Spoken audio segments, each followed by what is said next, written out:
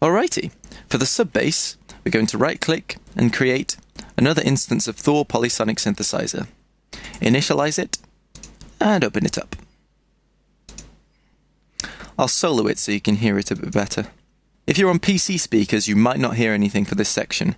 Producing heavy hip-hop without a subwoofer is kind of like paragliding naked without a parachute. It's not going to work very well and people will laugh at you. First thing, set it to mono retrig mode, like before, so only one note can be played at a time. And now, create two analog oscillators, both sine waves, and take one up an octave. Run them through with the 1 and 2 buttons. Now, here comes the secret to painfully bassy sub-bass. Turn the resonance right up to about 3/4 of the way around. And now sweep, or if I play it, sweep the frequency down here, just below 100 Hz, and see where it makes it the loudest. See, it's quite loud around the 80 Hz, 75, 80 Hz mark, with some of those middle notes. But I really want to emphasize the lower notes, so around 60 Hz is pretty good.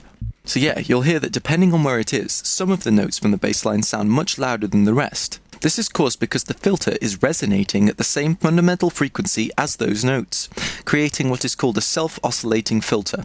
This makes the bass much louder and much more powerful without touching the volume. So, bring the sustain up to full again, just so it doesn't lose any volume over time.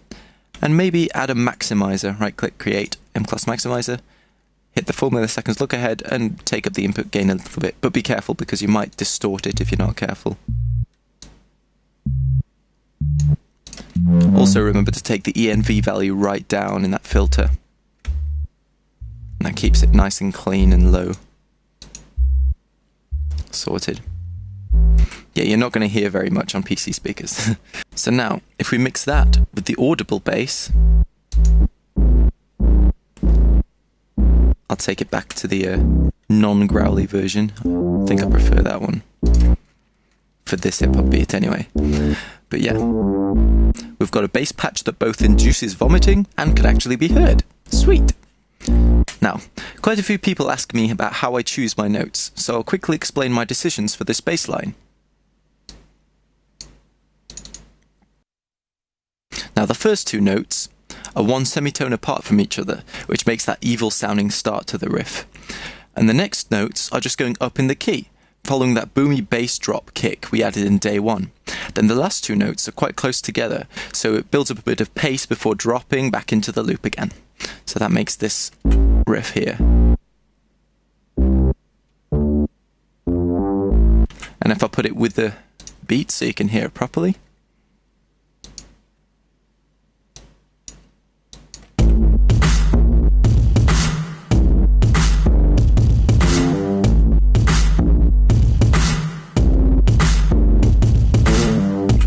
Sweet. And yeah, there's that little fiddly bit there, which is all triplets. Actually following a riff we'll be adding in later in the tutorial. It can be a pretty cool effect when multiple synths are doing the same riff for a small part of the loop. So I'll be having the bass and two of the lead synths doing that little bit there, and it'll kind of draw attention to that part of the riff. At the end, I've just repeated the first note here, if we listen.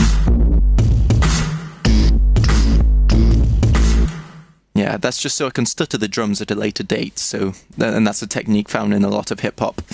Just listen to the start of Snoop Dogg's Drop It Like It's Hot to hear what I mean. And that's the low end sorted. Rate this video, then join me for a quick part 3 where I'll go from extreme low end to extreme high end and make some of those iconic fast hip-hop hi-hats.